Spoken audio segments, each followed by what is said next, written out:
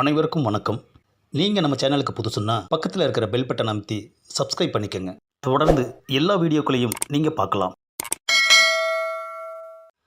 படாத பாடுபட்டு அவனை ஒரு ஹோட்டலில் வேலைக்கு சேர்த்து விட்டாச்சு. ஆமாம், சாப்பாட்டுக்கு சாப்பாடும் ஆச்சு, சம்பளத்துக்கு சம்பளமும் ஆச்சு. ஆஸ்பத்திரியில் டாக்டரை காலி பண்ணணும். அதுக்கப்புறம் ஆடியோ கம்பெனியில் சேர்த்து விட்டு அங்கே நம்மளை அறவாங்க வச்சான். இப்போ ஹோட்டலில் சேர்த்து விட்ருக்கோம். என்ன பண்ண போகிறானோ? இது 3வது வேலை. எப்படியும் முன்னுக்கு வந்துடுவான். ஆ, என்னது, இப்போ தான் நினச்சோம், அதுக்குள்ளே வந்துக்கிட்டு இருக்கான். வேலைக்கு சேர்த்து விட்டு முழுசாக 24 மணி நேரம் கூட முடியலையா? ஒரு வேளை ரெஸ்ட் டயத்தில் நம்மளை பார்க்க வர்றானோ? என்னது ஒரே ஆச்சரியமாக பார்க்குறீங்க? நேற்று காலையில் தான் வேலைக்கு சேர்த்து விட்டேன், அதுக்குள்ளே இன்றைக்கி என்ன பார்க்க வந்துட்டேன். ரெஸ்ட்டில் வந்திருக்கியா? நான் இப்போ பசியோடு இருக்கேன், முதல்ல சாப்பிட்ணும்.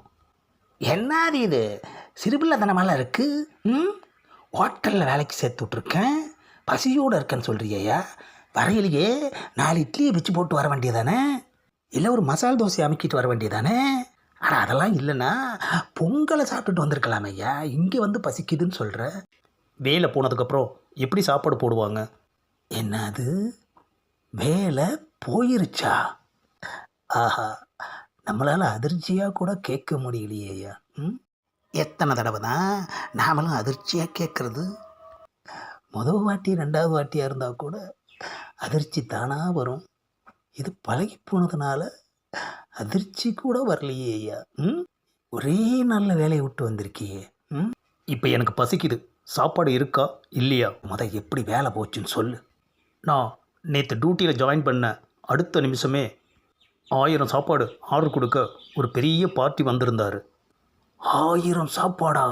ஆஹா, எவ்வளோ பெரிய பிஸ்னஸ்யா. முதலாளி அவரை சந்தோஷமாக என்கிட்ட அனுப்பி வச்சார். நீ தானே இன்சார்ஜு, உங்ககிட்ட தான் அனுப்புவாங்க. சொல்லு. உங்கள் ஹோட்டலில் என்னென்ன ஐட்டம் இருக்குன்னு விவரமாக என்கிட்ட சொல்லுன்னு சொல்லி அவர் கேட்டார். இதில் என்னையா இருக்குது? அதான் போனது உங்ககிட்ட ஒரு லிஸ்ட்டு கொடுத்துருப்பாங்களே, அதை படித்து சொன்னாலே முடிஞ்சு போச்சேயா. நானும் அப்படி தான் அந்த லிஸ்ட்டை எடுத்து மூச்சு விடாமல் அவர்கிட்ட படித்து காட்டினேன். அப்புறம் என்ன, ஆர்டர் ஓகே பண்ணிட்டு தானே போயிருப்பார், உனக்கு எப்படியா வேலை போச்சு? எல்லாத்தையும் சொல்லி முடிச்சுட்டு கொஞ்சம் பில்டப் பண்ணலாமேன்னு நினச்சேன்.